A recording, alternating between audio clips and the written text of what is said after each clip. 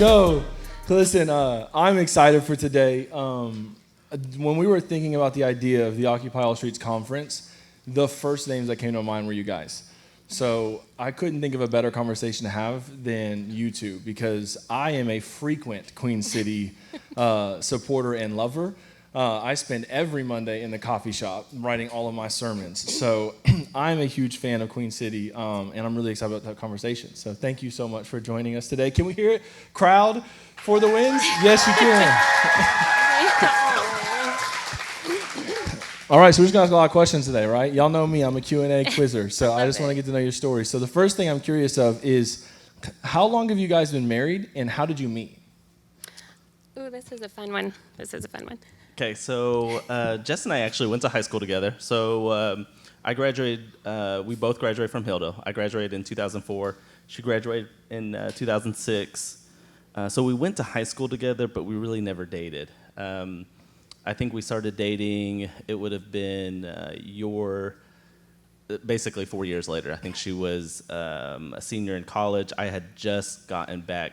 I went to Oklahoma State and came back to Muskogee. And so that's kind of how we started dating. Let's go. We've been married for 13 years. Yep. 13 years. That's amazing. 13 is a beautiful number. It's awesome. Challenge accepted. Challenge accepted. You are a poke. That's so wild. That's so wild. Go Pokes. Yep, go Pokes. All right, so how did the idea of a coffee shop come to be? Because for me, so I got here when I was like 12 years old, and the only time I really remember a coffee shop being a thing was this small window of time where Starbucks came the first time. And so I remember it being where like T-Mobile is now, and it was here for like 32 seconds and then gone. So how did that come to be? What made you want to do the coffee shop? How'd the idea happen? What's the story behind that? I've always had the thought of doing a coffee shop because I love serving people, and I felt like it was a really easy way to serve people in kind of a relaxed environment. And so that had always been in my mind for a while, but the buildings downtown, the building that the meeting place is in next door, I always had my eye on that building. Those buildings, they were empty for several years, and every time we would drive by, I would always tell Phan, I really want that building to do a coffee shop. And so we ended up asking a realtor about it, and she said, oh, that guy's not going to sell those buildings. He's keeping them for his family, you know. And so we ended up writing him a note, I believe, and we slipped it in the door. You wrote a note and slipped it in the door? We somehow reached out to him in an unusual way. Yeah, we had reached out to him, and we were told basically, you know, he was going to kind of pass them down to his kiddos. And we finally got to meet him. So we met him. His name is Ross Staggs. His wife was Barbara Staggs, who was an educator, and I think she got into, like, she was maybe like a state representative, something along, or in regards to politics. We got to meet with him, and, you know, I think he really enjoyed us. He really liked us. But at that time, he basically said that we just wanted that one building. And he said, well, if I'm going to sell it, I'm just going to get rid of them all three of them. It's like an all or nothing So then thing. we kind of pivoted where we were going to buy the buildings, and we were just going to buy the buildings and kind of renovate them and not do the coffee shop. Yeah, the renovating, it was a lot bigger process than what we had thought. So once we started renovating them, we thought, okay, I don't think we can do a business. So we just renovated them, and then as time went by, I was working at the VA, and I wanted something differently, so I was really on the fence of doing an olive oil company or doing a coffee shop, and I couldn't decide, and so then I just decided to do the olive oil company. And so we started that, but when we opened our store, Jim and M's had just closed, and so that's how we ended up getting into coffee, is we just thought, well, I guess we'll just take over the whole building and kind of figure it out. So that's how we ended up doing both olive oil and coffee. That's amazing. Yeah. That's so cool. So what's the mission of Queen City? It's food-inspired, servant-minded, community-focused. How did y'all come up with that? We were just trying to put into words how we wanted to love the community, and it kind of came about. There's another there's another company that is very similar to ours, but they kind of have the same motive that we do, and we've actually reached out to each other and kind of have talked and been like, how do we do this? How do we serve and love? And so it kind of just came about the three most important things that we wanted for Queen City, and it really comes to being like a retail ministry, and that's what we always tell people is it's a way that we can love people that is not in a traditional way of church or something that's where their walls are kind of already down because they're just coming to pick something up, but it's how we can love them without them even realizing it's an opportunity to be loved type of thing. I love that. Man, I love that. So, like, this is a leadership conference, and so my hope today is that everyone in the room has a desire to lead somewhere, right? And so all the different speakers and conversations we're going to have today really to try to help them add some new tools. And so in my short life, I'm only 30, what I've found to be one of the hardest things in the world when you're leading something is, like, actually getting your team to believe it. Like, so you created it. You built Queen City. You guys have the idea for it. So it's one thing for you to see clearly what you want this to feel like, look like. It's an entirely different thing but when you aren't in a room and it feels like you want it to feel. And one of the things that I think is most incredible about Queen City is, I mean, it doesn't matter when you go in, what day it is, or how insane it is. Like, they just bleed that mission. Like, I went in like 3 weeks ago and y'all's AC broke, and these ladies are killing it. I'm like, listen, I'm thicker than a Snicker. If it's hot, I'm not having a good time, like, at all.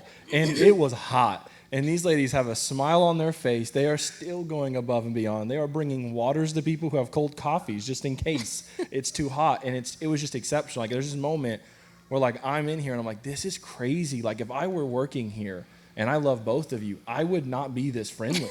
And they're just killing it the whole time. And so I think my question is, like, what does that look like? Like, how, like, it practically, unintentionally, like, how did you get your team to bleed your heart? Because they do. They absolutely do.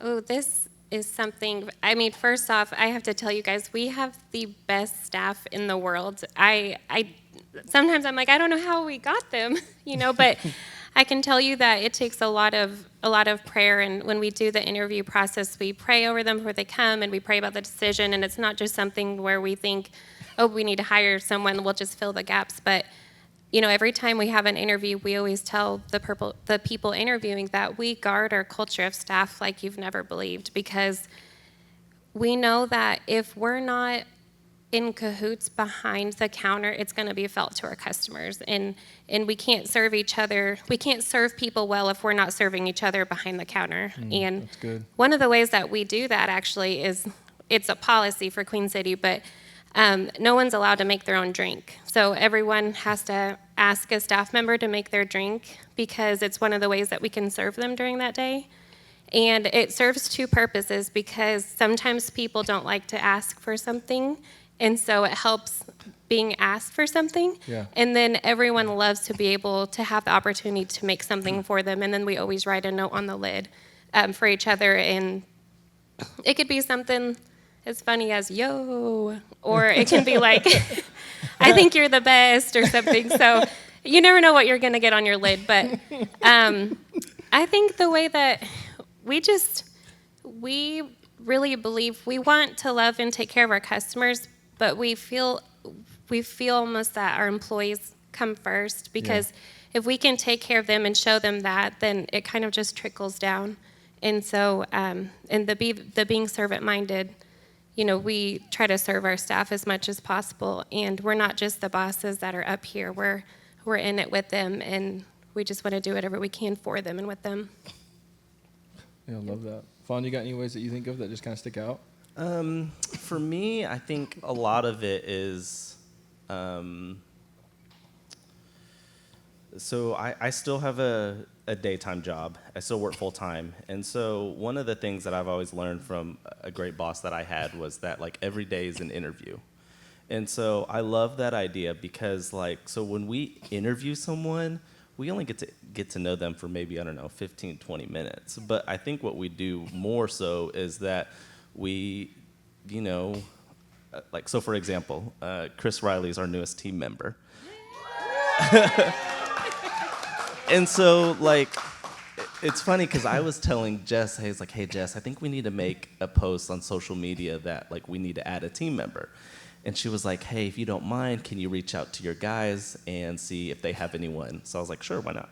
So I'm in a group message with Taylor and some other guys, like Tyler's in this room, and Anderson's dad, Justin. And so I'm in a group message with them, and I said, hey, if you guys know anyone that would be a great team member for us, let me know. I'd appreciate it.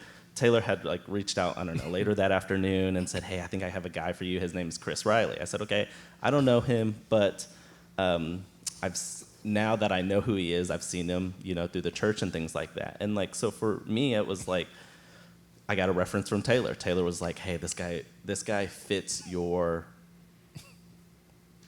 team. Like, he's someone that exemplifies like servant-minded, community focused, being involved in the youth group and things like that. And so that was a big deal to me. And then we also know Shane and Amy Jones really well. And so we're in a group message with them. So I said, hey, tell me a little bit about Chris. And Amy was like, he's a super nice guy. I think he would be great for us. I said, okay, that sounds great. We interview him. I didn't get a chance to interview him. I think I was working. And so Jessica met with him and one of our managers. And, he obviously did great in the interview, and he's been a great team member. So I think for me, it's one of those things is like, every day is an interview. And so, like, to me, that always stuck out to me. One of the things that we talk with staff a lot is before you can lead, you have to be able to serve. Yeah. And so that's a big deal for us. And so, servant-minded is one of our focuses. For us, we grew a lot faster than I ever expected. And that was a godsend thing, because like for me, naturally, I'm not someone that reaches for the stars. And so God had different plans for us, and Queen City grew a lot bigger than we ever thought. And at one point, we didn't have those 3 points, those 3 references or guiding principles to kind of make our decisions. Now that we have them, it's like, okay, do they align with our principles? And a lot of our decision making is through those 3 focuses. Mm-hmm. And so that for us, that's been great for us, because now that we have a foundation, we're like, okay, do we want to do this? If we do this, does it align with what our principles are? Mm-hmm. So yeah, that's so good. So I'm gonna ask you a question that I think is like a no-brainer, but what I do know is when we're living life and we see people winning, it's really hard to imagine that they ever didn't win, right? So like when you see LeBron James do a breakaway and dunk, it's like, well, he's just always been that way. Or you go to a business somewhere and it's like, I love this place, it feels incredible. It's like, but did it always feel like that? Like, so my question for you is, did y'all or do you ever have moments where you're not sure, like you've got what it takes to grow Queen City to what it needs to be next? Every single day. Oh man, that is really interesting, and it is something hard because we have a lot of small business friends that they're just an amazing community, and I think it's hard because mostly people see the wins and they think it's easy, and I mean, I couldn't count on both my hands how many times I've cried in front of our staff, Yeah.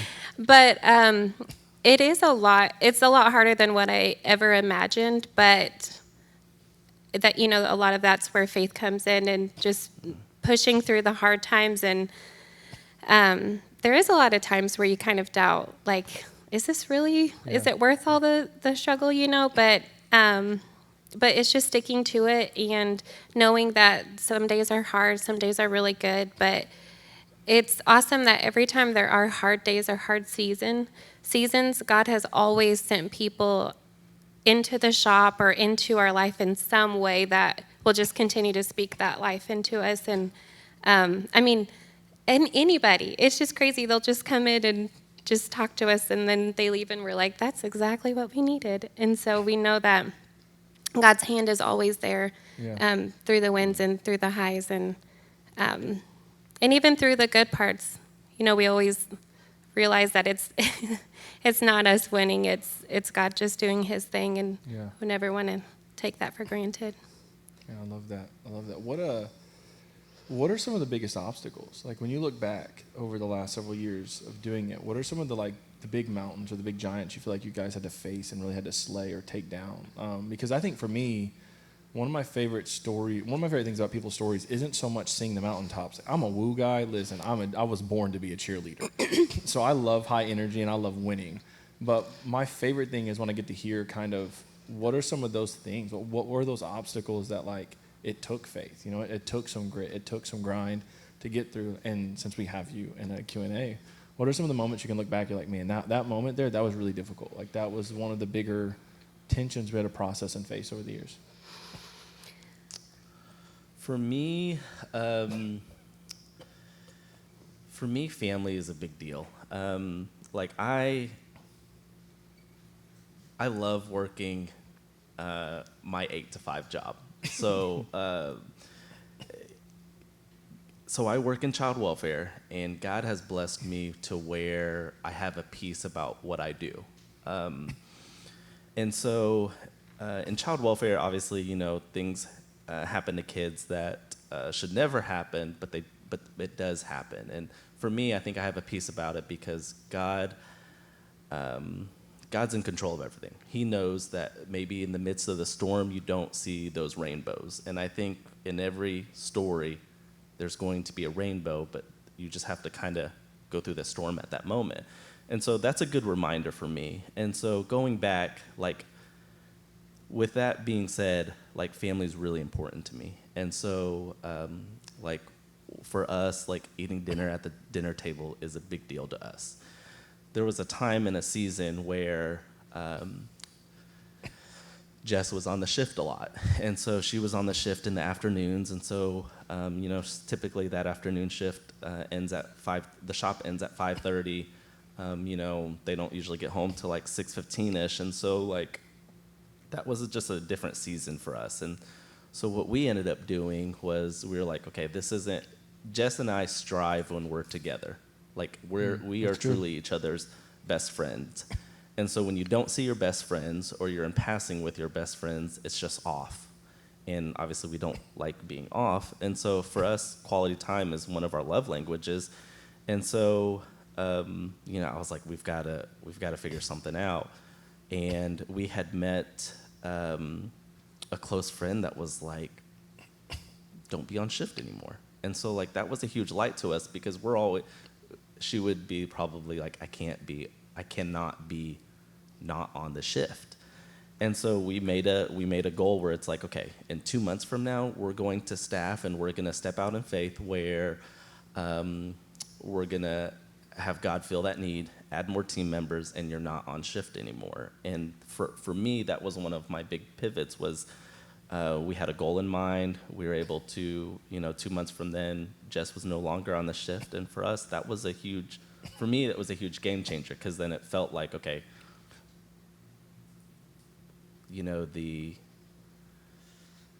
that dynamic now that we're eating dinner together, we're spending more time together. For us, that was a big deal for me. And so, I mean, I think that shift was probably February of 2023. I think so. Yeah. And so, like, for us, she hasn't been on shift, and, you know, she's able to go, she still works at the shop quite a bit. I mean, she still has admin days from, like, I don't know, in the afternoons and things like that. And so she's still really present at the shop, but I think there's a good work-life balance. And so I think through that, you just always have to find a good work-life balance. And that's really good. Yeah, I think work-life balance is something that you'll always have that struggle with all your life, whether you do own a business or you're working in a profession. I would encourage you guys to always know that that's something that you should always put a priority and focus on. And in the beginning, it was hard because when we were just trying to build and start with what we had, I mean, I was working like all day, you know, but I was trying to do what I felt like I needed to be done. But sometimes doing that, you realize you're sacrificing your biggest priorities. And so constantly, we always have to go back and revisit, what is our priorities? Does this fit our priorities? And even now when opportunities come, or if we want to do something, we still have to go back, okay, will I still be able to be home and eat dinner? And, kind of put your non-negotiables out there and then work everything around it. All right, so I didn't give you this question, so it's a little bit of a spitball, but I'm just super curious. I think what you guys articulated right there is something that I think is incredible, and it's like your guys' ability to like state what you need and hear it from each other, right? So it's like Fawn's recognizing this rhythm does not work. Like I'm not a fan. Like I love what we're doing, I like what we're building, but like who we are, we're not getting better. How did you like? I'm trying to figure out how to ask the question. How did you hear that? Like what did that conversation look like? Because I know a lot of myself specifically, I have a really hard time backing off of something that I'm really passionate about, and over the years, what I've had to learn is I'm not the best gauge of my own like clock. So that's where my wife Nicole comes in. She's like, no, you think you're good, but like I'm the one who deals with you not being good. You're not good. And 10 years in, I'm better at hearing that today than I was then. So I would just love to hear like, what did that look like? How'd you have that conversation? How'd you decide that it was time? Like how'd you set that date? What that whole journey, just walk me through that. It was really hard. Kind of like Fawn said, I think it's fun that dreamers are always paired with realists, because I think you need that healthy balance Yes, of you like, because I feel like, let's reach for all the stars, and Fawn's like, whoa, we need sleep, So it's funny how it's balanced that way. So for me, it was a little bit hard to hear because I'm like, we've got stuff to do. We got to keep moving forward, and but I think as we pray about it together, that God will always kind of bring like a common heart with big decisions and just bring it together and it's say, yes, our priorities are out of balance right now. And yes, we are trying to reach goals and build things, but you have to work together to put them in the right order. Because sometimes you can write down your priorities and put them in line that you think they are or how you want them to be. And then when you really investigate your life and say, okay, is this really my order? It's not.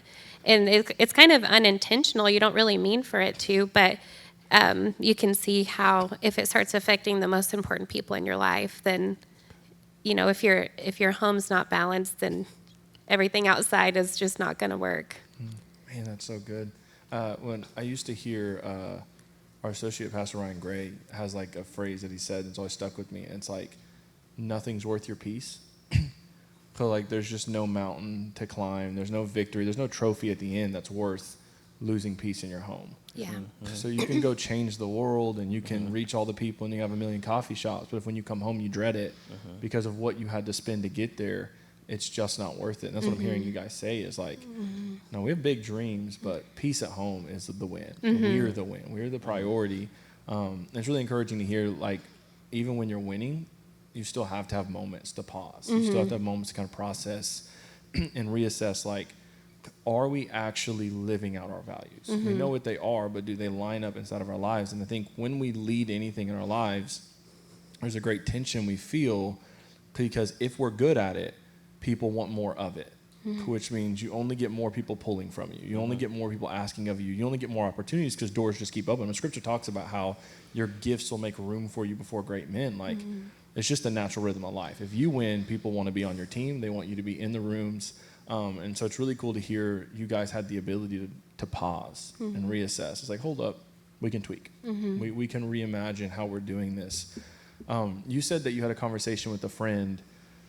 It's like, well, just have her not work. And that makes me curious because, like, for me, if it isn't my wife, it's other people, right? So the way God almost universally speaks to me is it's either through Nicole, and then when I'm not listening to Nicole, someone else has to get the same word, which usually falls to Ryan or Jared. And so my question is are there any people over the years, and I would love to hear both of you, that, like, really had, like, a significant impact on you? Like, who you are today has really been changed and impacted by who this person was to you. And I would just love to hear who they are and kind of what they meant to you. For me, mine's my parents. It's my mom and dad, and they are someone that have always exemplified, working hard. I think one of the things that I've learned through parenting, I grew up in a time where people would always say that failure wasn't an option.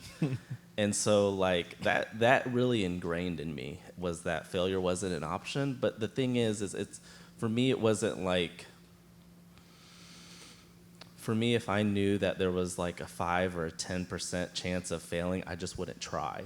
And so that really stuck with me. And then I met Jess, and she's a dreamer. And she was raised kind of like the very opposite, where it was like, reach for the stars, and if you fall, no big deal. Like, get back up and try again.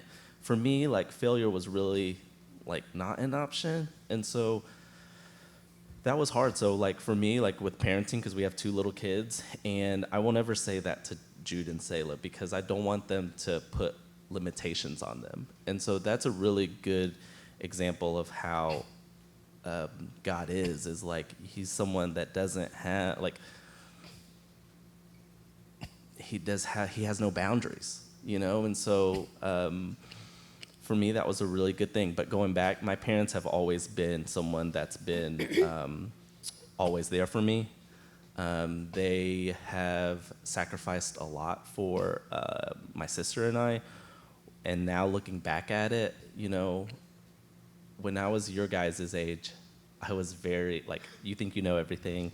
You think that... These kids definitely don't think they know everything. And so, like, the thing was, the way that I was even disciplined, I was like, that's just not fair. Like, it's not fair. It's not, that's not how you should be or how mom and dad should be. And then looking back at it now, like, now that I can look back, it's like, they raised me exactly the way they should have. Like, God was there and he knew, because now I can look back and work on things that they did really well on and that I'll implement with our own kiddos. But then there's also times where my parents, I know that they were trying their best. Yeah. And so with that being said, like, me and my mom have a really good, transparent relationship where she's like, Phan, like, I probably shouldn't have done that when I was a kid. I didn't realize that, like, words of encouragement was something she was never raised on. Like, she never knew that. And so, like, she was only doing what she knew. And so looking back at it now, it's like, now that I have those conversations with my mom, like, those are things that we instill. Like, we speak life into our kids, or like when Jude doesn't do something he's not supposed to do, like, we have those tough conversations like, hey, what would you do differently next time? And then like, okay, so the next time you're in this predicament or this situation, how should you act, or what should we do, or what can I do to help you? And so I think it's a really good balance for me. But my parents have always been someone that inspired me, have taught me a lot, have taught me lots of life lessons. And they're the ones that now that I can see it, like, they continue to sacrifice a lot for Jess and I. They put those foundation pieces about how important family is to me. And so that's been my biggest inspiration, is my parents. That's so good. When I was in college, I worked for a small machine shop company, and I ended up living with the people that owned that shop. And the wife, she became someone that had forever changed my life, and she taught me, that was the first time that she had really shown what a peaceful home looked and felt like. And she taught me how to be a good wife, and she taught me how to pray through difficult situations. And so it's just crazy how I ended up living with her during college. But looking back, I knew that it was, it was what was my path was supposed to be. But she forever changed my life, and we still keep in contact, of course. But it was a really cool season of life. I love that. What's her name? Sherry Roberts. Shout out to Sherry. Yes. I need to meet Sherry one day. I love that. Same. That's kind of my story too. That's what Ryan and Jared were to me. They were these just perfectly timed beacon of hope that called something out that I couldn't really see in myself. And so I just think it's incredible because for every great moment, there are an endless number of people in the background that helped you get there, which is, I think it's so cool. And one of my favorite things about y'all is you seem so collaborative, like with each other, but with other people also. It's like it just doesn't miss y'all that it takes people to build something. I think it's one of the reasons why your guys' team is so beautiful and works so well. It's like, it feels like something you want to do with other people.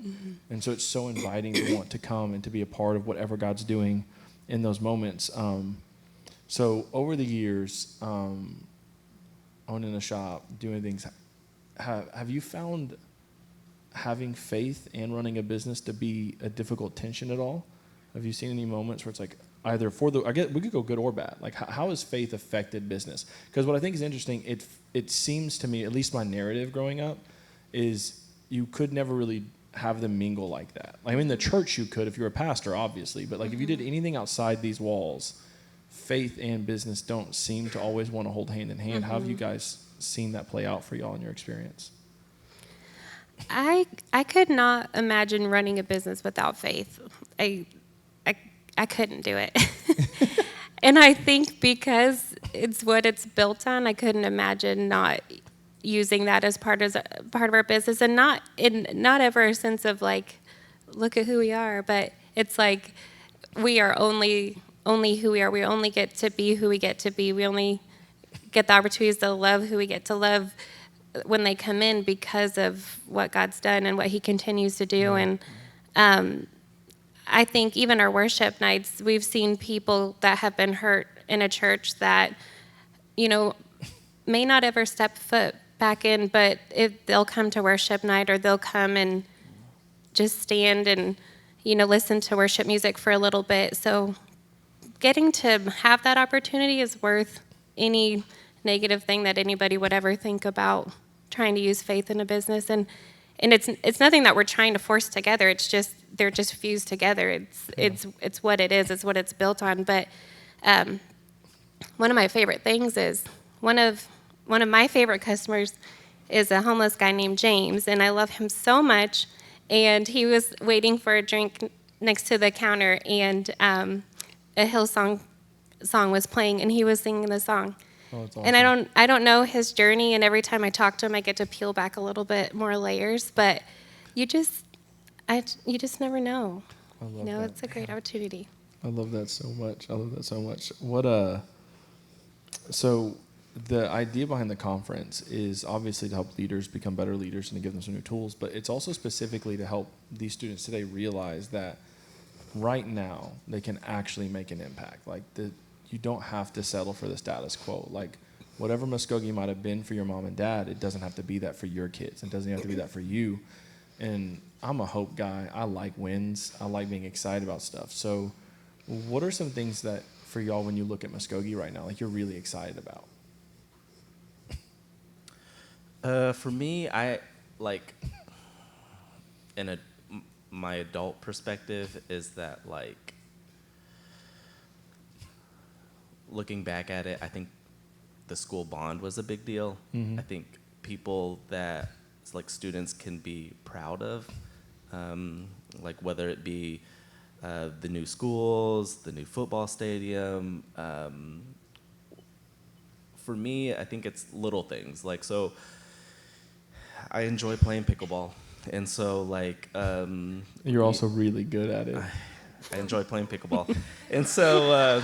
That's how you know he's amazing, because he wouldn't just say, yeah, I'll be whooping folks. So one of the things is, what I absolutely love is that the adults go out and play around 6 o'clock. And the kids usually don't get out there till about 8 o'clock. But what I love is that it doesn't mean that, like, oh, adults can only play from 6 to 8. I think it just happens that the adults go to bed earlier. But, like, for me, what I love is that, like, a lot of the adults still stick around and they still play. And, like, a lot of the teams are, like, intertwined, and I love that. And so, like, that's what I love about Muskogee, because, like, I think there is a huge focus now that, like, the community is only as strong as the youth. And so, like, whether, like, adults making decisions, investing in the kids, whether it be the school bond, whether it be, Parks and Rec, doing the pickleball courts. Yeah. Like for me, that's what I get excited about Muskogee. Like that's a big deal for us now as adults because our kids are going to be, they're only 8 and 5, but that's just a blink of an eye and they're already going to be in middle school. And so like for me, I think us investing or seeing that like those are big deals. Like obviously we're in downtown Muskogee, but like investing in downtown Muskogee is great and everything, but like it's inevitable that businesses will come and go. Yeah. But the kids will always be there. Like That's so good. for us, like I will always stand on that. I chose Muskogee. We chose to live in Muskogee. Yeah, I can you live did. anywhere in the world, but we chose to live in Muskogee because Come on. I love it. Yeah. Like, I love that we get to know people. Like I truly believe that like I can make a connection with anyone in this room. And so like I've got to know, Ryan Gray through us attending at TheBrick, but I learned something new today when I got to visit. And Taylor and I, our friendship has grown in the last, year or 18 months, but every day or every conversation I have with him, I get to know him a little bit more. And I didn't realize that like Ryan was the youth pastor at Grace Ministries. Well, at that time, in middle school, I was going to Boulevard Christian School, and they'd have chapels on Wednesday. And when they had chapels on Wednesday, there was a youth pastor that was an awesome speaker. And so I asked Ryan, I was like, "Hey, whatever happened? Like, where's that guy at now?" And he was like, "Man, I don't remember, but like it's cool that him and I connected because I didn't realize that he was at Grace." And so that was a big deal. So, like going back, I'll always say that like I think it's we chose Muskogee, but I think what I get really hyped about is that we have adults or leadership or adults now realizing that investing in youth will exponentially grow our town. Mm-hmm. Man, I love that. All right. One final little nugget of wisdom for the students, right? So if you could go back and talk to yourself as the young entrepreneurs you were when you were starting Queen City or any other adventure you tried in your life. If you're looking at a 16-year-old today, which you are literally actually looking at, what is one piece of advice that you would give to someone in the room who wants to start something, wants to build something, wants to be an entrepreneur, has some dreams God gave them? What's one piece of advice you would give someone in the room? Oh, one piece of advice is hard. I think the biggest one I would maybe suggest is start with your boundaries and build off of those. Meaning like you're going back to your priorities and what you want your growth development path to look like. Yeah, that's good. What about you, Phan? For me, I think mine's simple. I think it's a constant reminder that simply God's got you. Mm-hmm. I think that when you constantly learn and know about God, you're going to have those foundation pieces, and everybody's foundation pieces are completely different. But what I would do is I would have a mantra of like just simply like 2 or 3 things that that what God stands on. And with that, I think that being reminded that God's got you, like you're gonna go through some storms, but I think there's always gonna be light at the end of the tunnel. And through those times that you're having a rough time, I think going back to those 2 or 3 reminders that you want to live foundationally from God will give you that strength to get through what you need to get through. And so like for me, that's a big deal, especially with the business. Like there's times where, there's valleys, but I think if we're reminded that God's got us, then we're good. Man, I love that. I just want to say thank you for giving us your time on Saturday. I think you're doing it. You are absolutely walking out the mission. As someone who lives in Muskogee, we are better because you're here. You do so much more than just make coffee.